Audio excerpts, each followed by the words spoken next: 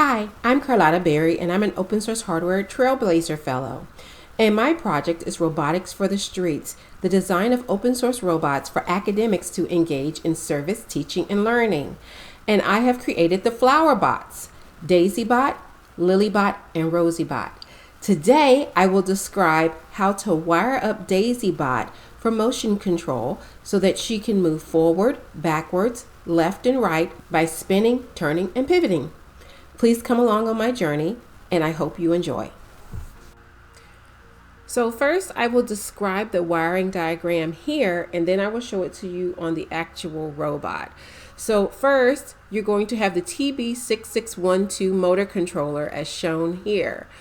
And on the right side of that motor controller, you're going to connect the right and left motor. Notice that motor A and motor B indicate the left and right motor.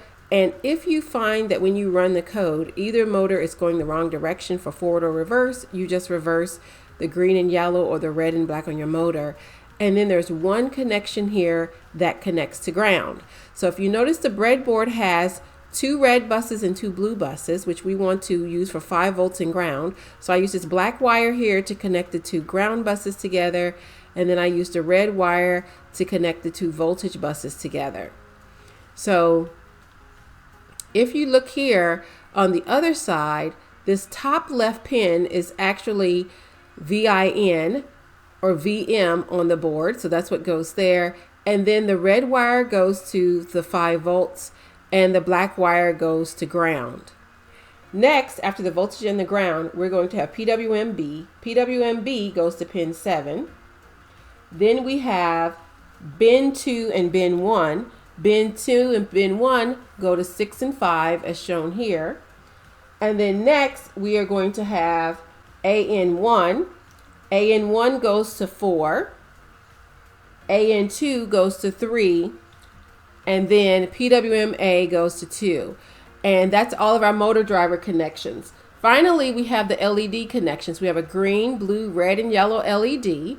They're all in series with 220 ohm resistors that go to ground. And those are connected so that the green goes to 51, the blue goes to 50, the yellow goes to 52, and the orange goes to 53, which is the red LED. So now let's take a look and see what this looks like on the robot. So here's the robot all wired up. So here's the TB6612 motor driver. Here is VM going to 3.3 volts. Here's my 5 volts and my ground. And then here we have pin 7, which is PWMB. Then we have bin 1 and bin 2, 6 and 5. Then here we have AN2, AN1, and then PWMA. So that is all on the left side of the motor controller. Then over here on the right, we have the red and black for the right motor going to motor B. Then we have a ground, and then we have the red and the black for the left motor going to motor A. I have a switch here. All the switch does is just turns the robot on and off when I want it to move. And then here we have my green, blue, red, and yellow LEDs in series with 220 ohms. And here they are connected to 50, 51, 52, and 53. So now let's write the code and see what this looks like on the robot. When I want it to run, I plug this in from the battery pack. And when I want it to program, I plug it in here from the computer. Okay, here's the Arduino sketch code. First, I have the switch pin that turns the robot on and off connected to A3. Then I have the 4 LEDs connected to pins 50, 51, 52, and 53. Blue on 50, green on 51, yellow on 52, red on 53. Then I have my motor controls from the motor driver. So AN1, 4, AN2, 3, PMWA, 2. Then the right motor is on PWMB 7, bin 2, 6, and bin 1, 5. Then I just use the move time and the robot speed as global variables to determine how long the robot moves and how fast the robot moves. Inside my setup function, I set the serial communication baud rate to 9600. I turn on serial communication. I essentially use this for debugging the code. I wait 100 milliseconds, and then I make the switch an input with a pull-up resistor, 10K pull-up resistor. I use a for loop to set all of my LED pins as outputs. Next, I set the motor control pins as outputs, AN1, AN2, PWM-A, BN1, BN2, PWM-B. Then I start the light sequence to warn you that the robot will be moving soon. So I use a for loop to turn all of the LEDs on, and then I use a for loop to turn the LEDs off. And then I serial print DaisyBot begin so that you know that the robot is starting to move.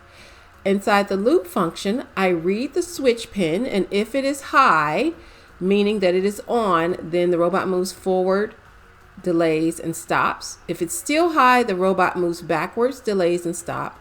If it's still high, the robot spins left and right. If it's still high, if it is still high, the robot then pivots left and right. Then if it's still high, the robot turns left and right.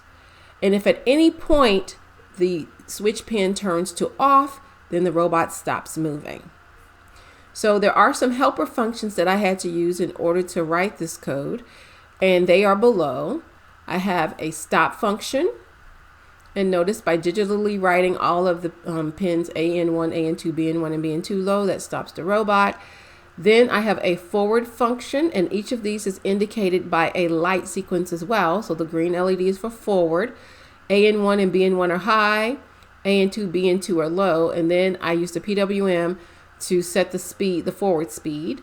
Similarly, for reverse, I turn on the red LED, and AN1 and AN2 are low and high, BN1 and BN2 are low and high, and then I PWM the speeds on A and B. For the spin function, I use the blue LED to eliminate left, the yellow LED for right, and then I set AN1 low, AN2 high, BN1 high, BN2 low, and I did the opposite in order to go the other direction.